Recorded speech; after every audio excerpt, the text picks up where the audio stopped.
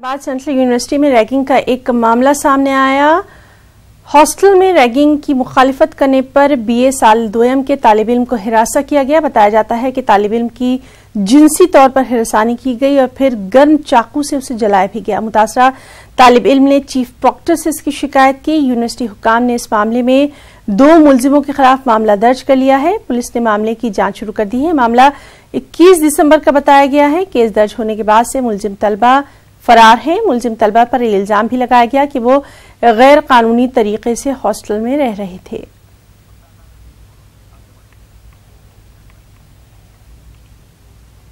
उत्तर प्रदेश के मेरठ में गंग नहर अब खूनी नहर बन चुकी है। गंग नहर में डूबने से अब तक करीब 20 लोगों की मौत हो चुकी है।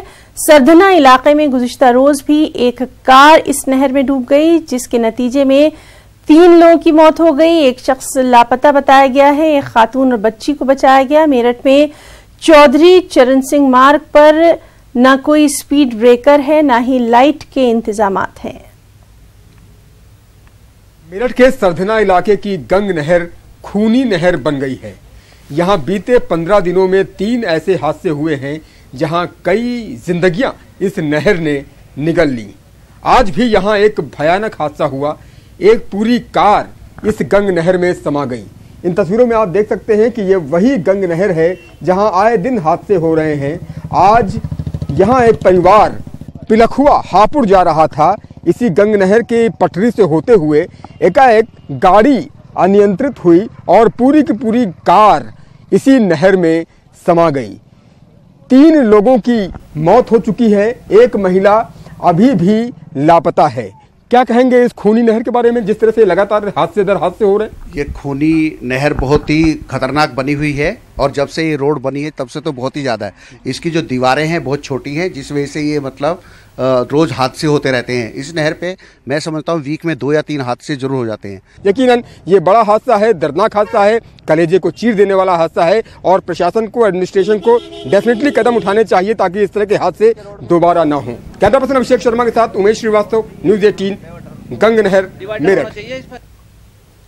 मुंबई के दादर रेलवे स्टेशन पर एक प्लेटफॉर्म पर ही खातून की डिलीवरी हो गई। मौके पर पहुंची खातून पुलिस ने इस खातून की डिलीवरी करवाई। प्लेटफॉर्म पर लगे सीसीटीवी कैमरे में ये मंजर कैद हो गया। रेलवे स्टेशन पर एक खातून को मेडिकल खिदमात न मिलने पर सवाल भी खड़े हो गए हैं।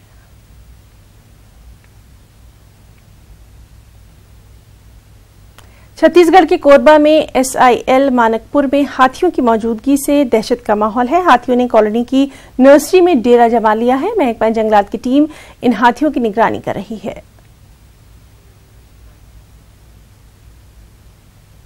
झारखंड की बीजेपी हुकूमत मदरसा मुलाजमीन के साथ नाइंसाफी कर रही है।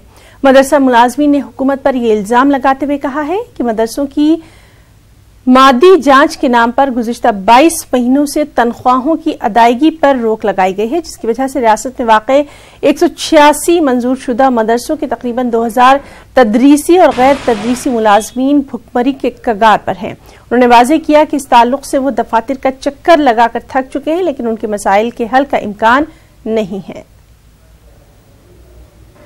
22 महीने हो गए।